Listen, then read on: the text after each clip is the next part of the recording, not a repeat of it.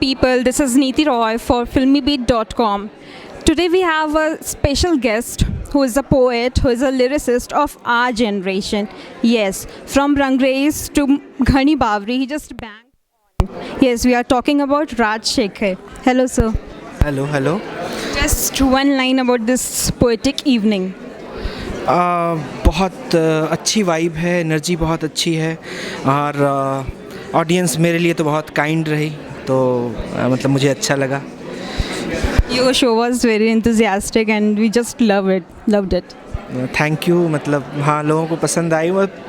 मतलब थोड़ा वक्त और रहता तो और शायद ज़्यादा बेहतर, क्योंकि बीच में अचानक आप प्लान करके नहीं आते हैं कि आपको 4-5 कविता बीच से हटानी पड़ेंगी, पर वो टाइम की कमी के कारण। पर ठीक है, मतलब हिंदुस्तान में हम आदी हैं इन चीज़ों के कि टाइम थोड़ा कम हो ही जाता है। सर, आपने एक बहुत ही धमाकेदार डेब्यू किया बॉलीवुड में with Tanu Weds Manu, then why less films?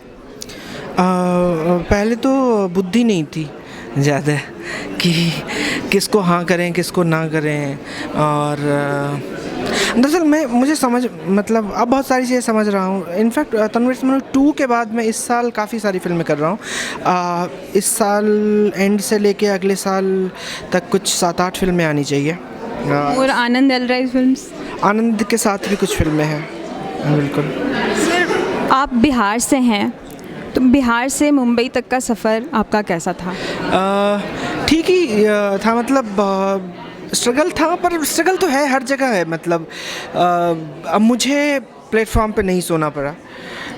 बहुत सारे लोग सोते हैं वहाँ पे, पर मुझे लगता है कि अब मेरे गांव के लोग जो हैं, जो किसान हैं, जो खेतों में काम कर रहे हैं लोग, जो ईंट भट्टों पे काम कर रहे हैं, जो बैंक में काम कर रहे हैं, जो नगर पालिका में काम कर रहे हैं, या एक औरत जो कि घर संभाल रही है, या जो कि बाहर घर भी संभाल रही है और बाहर काम पे भी जा रही है, उन सब का स्ट्रगल तो मेरे से कहीं बहुत ज़्यादा स्ट्रगल है। तो और मैं एकदम ग्रामीण बैकग्राउंड से आता हूँ, तो मुझे लगा कि यार मेरे गांव में तो बिजली भी नहीं थी, मुझे लगा चलो यहाँ पंखा तो है कम से कम। तो स्ट्रगल है, पर हर जगह है वो तो।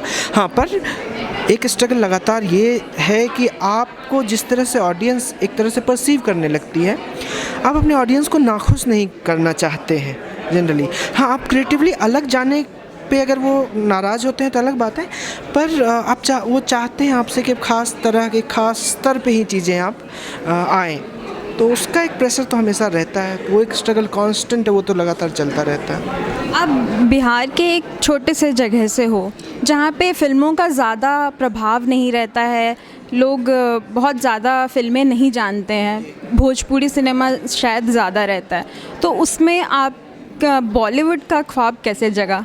मैं बिल्कुल ही फिल्मी नहीं था। मतलब मुझे लगता है आज तक शायद 100 फिल्में भी मेरी पूरी नहीं होंगी, इतना नहीं देखा। मुझे अभी भी बहुत लगाव नहीं है फिल्मों से। मुझे फिल्मों की कहानी में इंटरेस्ट है, ना कि अब तो खैर धंधे में हूँ तो अब बहुत सारी चीज़ें देखनी पड़ती हैं, पर मैं रेडियो का बहुत शौकीन था। मेरी जो वो कहते हैं ना स्टेपल डाइट, वो खुराक मेरी रेडियो थी। रेडियो मेरे बहुत करीब था, और विविध भारती है, all India radio, Urdu service, या सीलॉन, या BBC, या Deutsche Welle, voice of America, जितने भी तरह के। मैं एक समय में ऐसा था कि दिन में लगभग 15 घंटे 17 घंटे में गाने लगा सकता था, कहीं भी मुझे पता था। तो मैं म्यूज़िक की तरफ बहुत वो था, तो इसलिए म्यूज़िक के थ्रू मैं फिल्मों में आया। उससे पहले नाटक करता था, कई कहानियों में दिक्कत होती, समझ में नहीं आती थी चीज़ें किसको कैसे कर, तो वो कहने के लिए फिल्म अल्टीमेटली डायरेक्ट करना चाहता हूँ, बट म्यूज़िक ज़्यादा मुझे अपने तरफ खींचता है। इसीलिए कविताएं जो देखी आपने, इसमें जो एक म्यूज़िक का भी एक वो जो था, हाँ, कि एक एलिमेंट संगीत का है वो, और इसमें ज़्यादातर हमने राग बजाए, इंडियन राग बजाए, और बाकी कई कविताएं तो गांव घर की ही कविताएं थी। बॉलीवुड और लिटरेचर, योर फेवरेट? बॉलीवुड में लिटरेचर। नाइस जैन। अच्छा, क्या आपके परिवार में कुछ बॉलीवुड इन्फ्लुएंस था, प्रभाव था कुछ? मेरे पिताजी फिल्मों के बहुत शौकीन हैं। मुझे पता है कि टीवी पे अभी जब कभी दीवार आती है तो वो हर एक लाइन बोलते रहते हैं। तो वो हर एक लाइन बोलते हैं वो दीवार की, मतलब डायलॉग उनको पूरा का पूरा अभी तक याद है। तो इस तरह से वो है। काफ़ी कम ऐसा होता है कि आपको पहली फिल्म से ही बहुत अच्छे रिस्पॉन्स मिलते हैं, एकदम आप धमाकेदार डेब्यू करते हो, तो आपके लिए वो सक्सेस कैसा था? पता ही नहीं चला, सही बता रहे हैं, पता नहीं चला। मतलब हाँ, तारीफ़ हर तरफ हो रही थी और जो अच्छे रिव्यूअर थे, जो क्रिटिक हैं म्यूज़िक के, उनकी तारीफ़ बहुत आ रही थी, घर वाले खुश थे।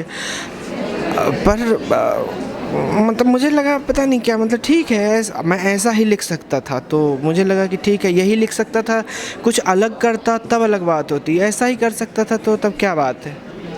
कौन एक्टर है फिल्म में, क्या ये आपके लिए मैटर करता है लिरिक्स लिखने से पहले? कौन एक्टर है तो ये नहीं मैटर करता, बट कौन क्या किरदार है ये तो ज़रूर मैटर करता है। फेवरेट लिरिक्स मतलब लिरिसिस्ट? मेरे अलावा हाँ, आपके जनरेशन में। मेरे जनरेशन में गुलजार साहब। या ही इज़ यंग, या he is very young. In fact बहुत सारे लोग अच्छा लिख रहे हैं। इरशाद भाई का मैं बहुत मुरीद हूँ। अमिताभ भट्टाचार्य कितना अच्छा लिख रहे हैं। मतलब तमाम तरह के लोग, वरुण ग्रोवर। मतलब जनरली एक ओवरऑल राइटिंग बहुत अच्छी चल रही है अभी। हाँ, कुछ उसमें सबको कुछ एक धंधे की बात होती है जिसमें कि किसी को कुछ वो करना पड़ता है, बट पर ओवरऑल सब अच्छा ही लिख रहे हैं। Thank you sir.